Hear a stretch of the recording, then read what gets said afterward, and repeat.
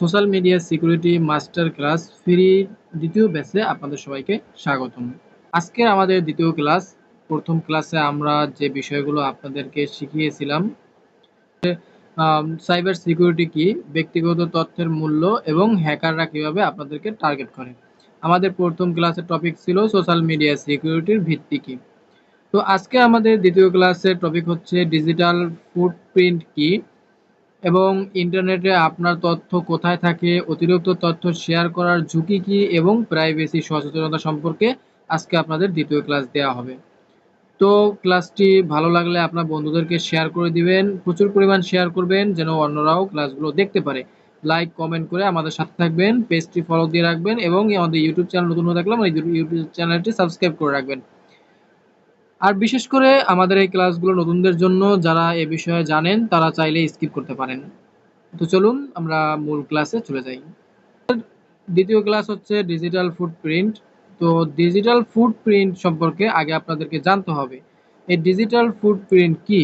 Digital footprint হলো যে কোনো ক্রাইম করতে চাইলে আপনার যে ডকুমেন্টগুলো আছে, আপনার যে ডাটাবেসগুলো আছে, এগুলো হ্যাকাররা নিয়ে তারা ক্রাইম করতে পারে, বা আপনার যে গুরুত্বপূর্ণ যে ডকুমেন্ট বা আপনার যে তথ্য আছে সেগুলো তারা অ্যাক্সেস নিয়ে নিতে পারে।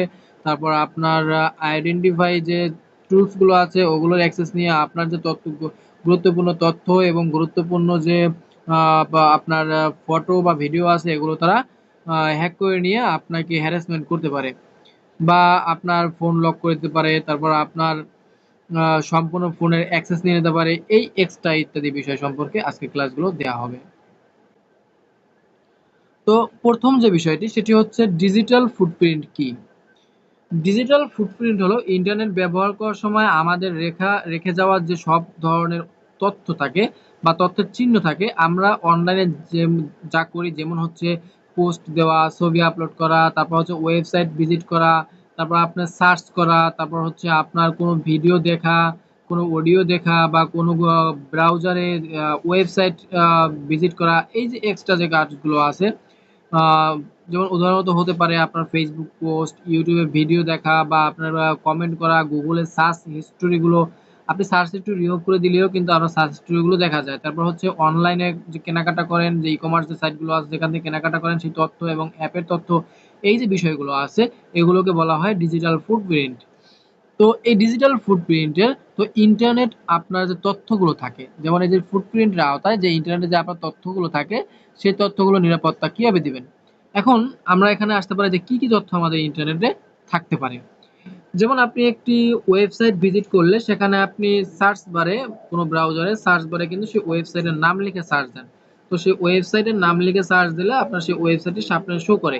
তো ওখানে তিনটা বিষয় থাকে। প্রথমত আপনি আপনার ফোনের ব্রাউজারে যাবেন, এটা গেল প্রথম। দ্বিতীয়ত হচ্ছে ওই ব্রাউজারে গিয়ে আপনি যে ওয়েবসাইটে সার্চ করবেন সেই ওয়েবসাইটে সার্চ করবেন। তো সার্চ করলে আপনার যে সার্চিং ইঞ্জিনে যে আপনার লেখাটা, ওই লেখাটা কিন্তু আপনার সংরক্ষিত থাকে, আপনি কি লিখে সার্চ দিচ্ছেন। তারপর যে ওয়েবসাইটে আপনি ঢুকবেন সেই ওয়েবসাইটটা কি ওয়েবসাইট, সেই ওয়েবসাইটটা কিন্তু সংরক্ষিত থাকে যে আপনি কোন ওয়েবসাইটটি ভিজিট করতেছেন। তারপর হচ্ছে আপনি ওই ওয়েবসাইটটির ভিতরে ঢোকার পর আপনি ওই ওয়েবসাইটে কি করতেছেন। আপনি যদি লগ ইন করে থাকেন, বা আপনি যদি ওখান থেকে কোনো ব্রাউজিং করে থাকেন, বা আপনি ওখান থেকে কোনো স্ক্রল করে থাকেন, সেই ডাটাবেসটাও কিন্তু আপনার সেভ হয়ে যাইতেছে। তো এই গেল আপনার ওয়েবসাইটের ভিত্তিটা। তারপর হচ্ছে সোশ্যাল মিডিয়া। এখন সোশ্যাল মিডিয়া কি, আমাদের বিভিন্ন ধরনের সংরক্ষিত থাকতে পারে সোশ্যাল মিডিয়া, যারা পোস্ট গুলো করি, যেমন হতে পারে ফেসবুক, ইনস্টাগ্রাম, টিকটক, তারপর হচ্ছে আপনার এই যে সাইটগুলো আছে, বা আপনার লিঙ্কডইন, এই যে সাইটগুলো আছে, এই সাইটগুলোতে আমরা যে বিষয়গুলো পোস্ট করি, যেমন আপনার নাম থাকে, হ্যাঁ আপনার নাম থাকে, পোস্ট থাকে, তারপর আপনার যে ফ্রেন্ড তালিকা সেই ফ্রেন্ড তালিকা থাকে, তারপর ইত্যাদি যে আরো তথ্যগুলো থাকে, আপনার যে গুরুত্বপূর্ণ ডকুমেন্টগুলো আছে, এগুলো আমরা কিন্তু অনেক সময় আমরা সোশ্যাল মিডিয়া অ্যাকাউন্টগুলোতে শেয়ার করি। এই গুরুত্বপূর্ণ তথ্যগুলো কিন্তু আমাদের সোশ্যাল মিডিয়ায় থাকে। তারপর হচ্ছে আপনার যে লোকেশন, লোকেশনটাও কিন্তু সোশ্যাল মিডিয়া থাকে। তো বিশেষ করে দ্বিতীয় যেটা সেটা হচ্ছে ওয়েবসাইট।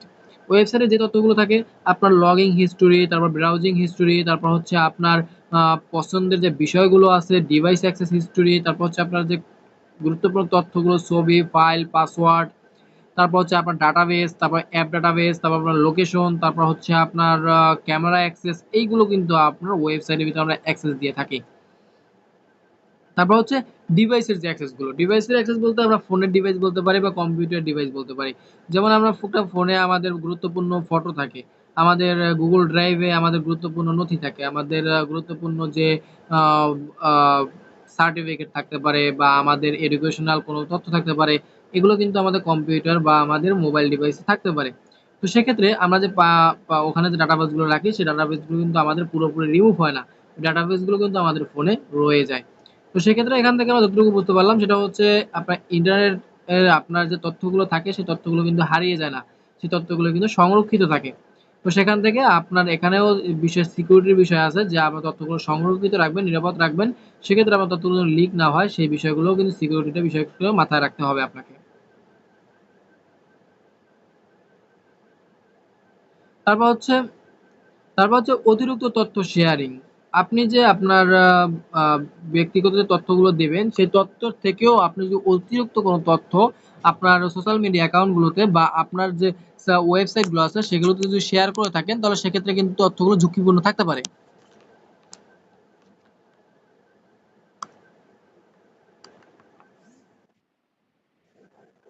তো এখানে আপনার প্রশ্ন থাকতে পারে কিভাবে আপনার তথ্যগুলো ঝুঁকিপূর্ণ থাকবে। যেমন আপনি অনলাইনে আপনার নিজের থেকেও যদি বেশি আপনার পার্সোনাল তথ্য বা ব্যক্তিগত তথ্য, আপনার পারিবারিক তথ্যগুলো যদি শেয়ার করেন, তাহলে আপনি বিভিন্ন ধরনের সমস্যার সম্মুখীন হতে পারেন। যেমন উদাহরণস্বরূপ পরিচয়পত্র। যেমন আপনার পরিচয়গুলো চুরি করতে পারে। যেমন আমরা আইডেন্টিফাই। আপনার আইডেন্টিফাই কি? আপনার ডেট অফ বার্থ, তারপর আপনার নাম, আপনার লোকেশন, আপনার যে গুরুত্বপূর্ণ যে ফটো, এইগুলো যদি আপনি আপনার অনলাইনে শেয়ার করেন তাহলে সেক্ষেত্রে কিন্তু আপনার তথ্য লিক হওয়ার ঝুঁকি থাকে বা তথ্য ঝুঁকি থাকে। তারপর হচ্ছে আপনার অ্যাকাউন্ট হ্যাকিং। আপনি যদি এই গুরুত্বপূর্ণ তথ্যগুলো শেয়ার করে থাকেন, যেমন আপনার জন্ম নিবন্ধন কার্ডের আপনার ডেট অফ বার্থ, এটা যদি আপনি শেয়ার করে থাকেন, আপনার রিয়েল নাম শেয়ার করে থাকলে সেক্ষেত্রে কিন্তু আপনার অ্যাকাউন্টগুলো হ্যাকিং এর সম্মুখীন হতে পারে। অনেক স্ক্যামাররা অনেক স্ক্যামাররা কিন্তু আপনার এই তথ্যগুলো ব্যবহার করে কিন্তু আপনার অ্যাকাউন্টগুলোর অ্যাক্সেস নিয়ে নিতে পারে। তারপর হচ্ছে প্রতারণার শিকার। আপনার নামে ফেক এনআইডি কার্ড ক্রিয়েট করে বা আপনার নামে ফেক তথ্য দিয়ে আপনার তথ্যগুলো নিয়ে তারা ফেক এনআইডি কার্ড বা ফেক ডাটাবেস তৈরি করে তারা কিন্তু আপনারকে ব্যবহার করে তারা প্রতারণা করতে পারে। অন্যের সাথে যদি প্রতারণা করে সেক্ষেত্রে কিন্তু আপনিই ফাঁসবেন, কারণ যেহেতু সেখানে আপনার ডকুমেন্টগুলো ব্যবহার করা হইতেছে। তারপর সাইবার বুলিং বা হয়রানি। সাইবার বুলিংটা কি? এখানে এই বিষয়টা নিয়ে যদি আমরা আলোচনা করতে যাই তাহলে অনেক আলোচনা করা যাবে, তো আমি সংক্ষেপে বলি। সাইবার বুলিং কি? আমরা একটা জিনিস বরাবর বলে থাকি, বিশেষ করে আমাদের বন্ধুদের উদ্দেশ্যে, সেটা হচ্ছে আমাদের বর্তমান সময়ে রিলেশন নামক যে বিষয়টা সেটা কিন্তু এখন বর্তমানে প্রচলিত হয়ে গেছে। তো সেক্ষেত্রে আমরা বোনেরা কিন্তু একটা বিষয় বিশেষ করে যে কাজগুলো করি সেটা হচ্ছে আমরা কোনো গুরুত্বপূর্ণ তথ্য, বিশেষ করে ব্যক্তিগত যেই তথ্যগুলো দেওয়াটা সম্ভব না সেই তথ্যগুলো যখন আমরা আমাদের বিএফদেরকে শেয়ার করি সেই ক্ষেত্রে আমাদের তথ্য ঝুঁকি থাকে। যেমন চাইলে কি তারা আপনার সাথে যদি সমস্যা হয় বা আপনাদের ঝামেলা হয়, পারিবারিক ঝামেলা হোক বা আপনাদের পূর্ণতা হয় নাই, সেক্ষেত্রে কিন্তু আপনার বিএফ কিন্তু আপনার ওই ব্যক্তিগত ডকুমেন্ট দিয়ে ব্যক্তিগত ছবি দিয়ে কিন্তু আপনাকে ব্ল্যাকমেল করতে পারে, সাইবার বুলিং বা সাইবার হয়রানি করতে পারে। তো সেক্ষেত্রে ব্যক্তিগত কোনো ছবি বা ব্যক্তিগত কোনো ভিডিও বা ব্যক্তিগত কোনো তথ্য বা ব্যক্তিগত কোনো মেসেজের চ্যাটিং কারো কাছে শেয়ার করবেন না।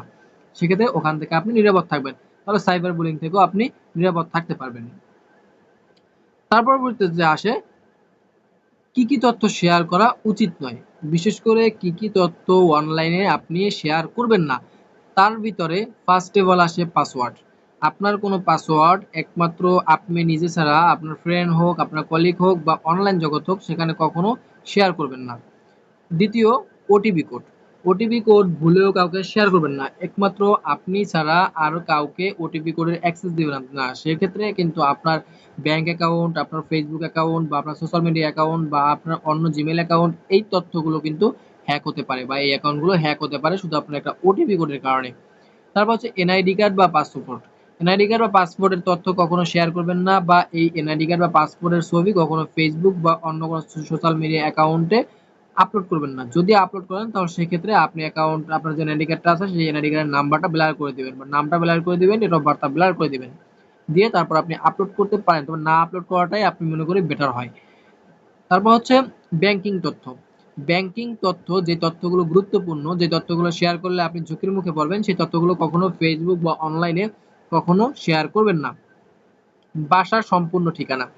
আপনার বাসার সম্পূর্ণ ঠিকানা কখনো ফেসবুকে আপলোড করবেন না বা ফেসবুকে শেয়ার করবেন না বা লাইভ লোকেশন কখনো ফেসবুক বা অনলাইন যে জগৎগুলো আছে এইগুলোতে কিন্তু শেয়ার করবেন না। সেক্ষেত্রে আপনি বা আপনার জীবন ঝুঁকির ভিতরেও থাকতে পারে। তারপরে ব্যক্তিগত নিরাপত্তা তথ্য।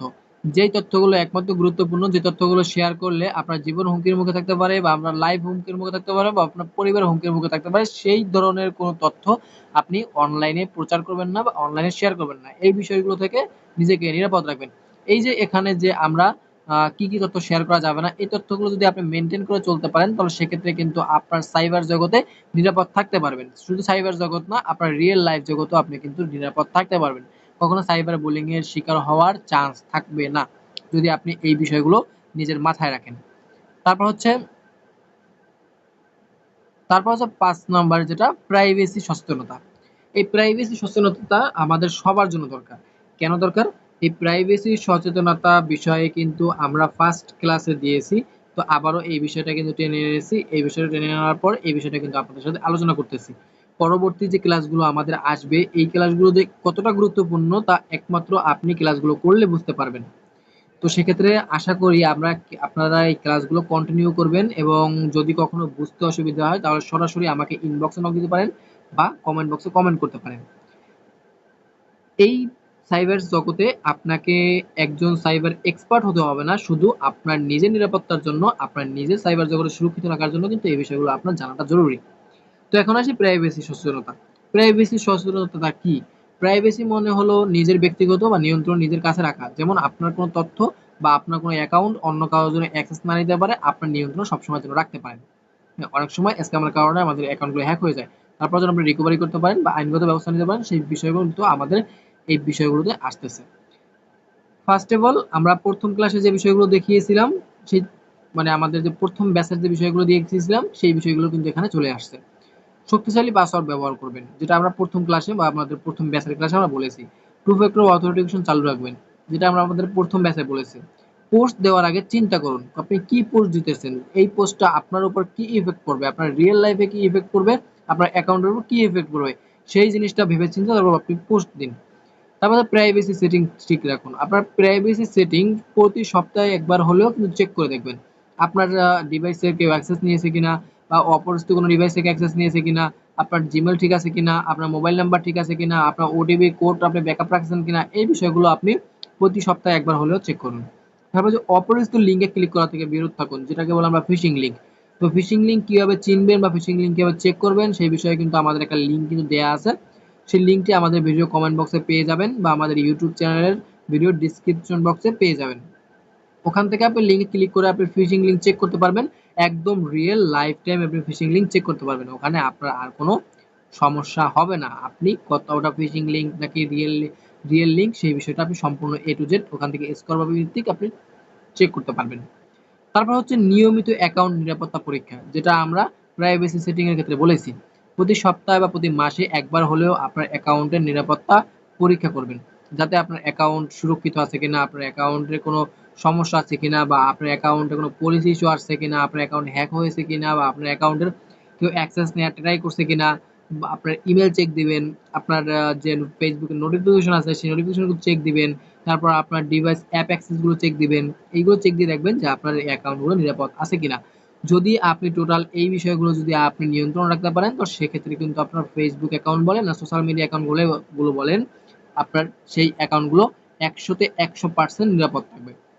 তো আজকের দ্বিতীয় ক্লাস এই পর্যন্ত। সবাই ভালো থাকবেন, সুস্থ থাকবেন এবং আমাদের ক্লাসগুলো শেয়ার করে দিবেন। আপনার বন্ধুদেরকে দেখার জন্য আগ্রহ বাড়িয়ে দিবেন, যাতে তারা যেন সাইবার সিকিউরিটি, বিশেষ করে সোশ্যাল মিডিয়া সিকিউরিটি সম্পর্কে জানতে পারে। এটা আমাদের সবার জন্য জরুরি। বিশেষ করে আমাদের বোনদের জন্য, যারা বর্তমানে এই বিষয়গুলো থেকে একদম পিছিয়ে। যা তো সেই বিষয়গুলো মাথায় রেখে আপনারা কাজগুলো শিখবেন। আর আমাদের ব্যাচ ইনশাআল্লাহ খুব কন্টিনিউ চলবে। হ্যাঁ, হয়তো আমাদের কিছুদিন লেট হতে পারে। তো আমরা সপ্তাহের ভিতরে সর্বনিম্ন ৩ টা ক্লাস দেওয়ার চেষ্টা করব। তো আমাদের সাথে থাকার জন্য ধন্যবাদ। সবাই ভালো থাকবেন, সুস্থ থাকবেন। আসসালামু আলাইকুম ওয়া রাহমাতুল্লাহি ওয়া বারাকাতুহু।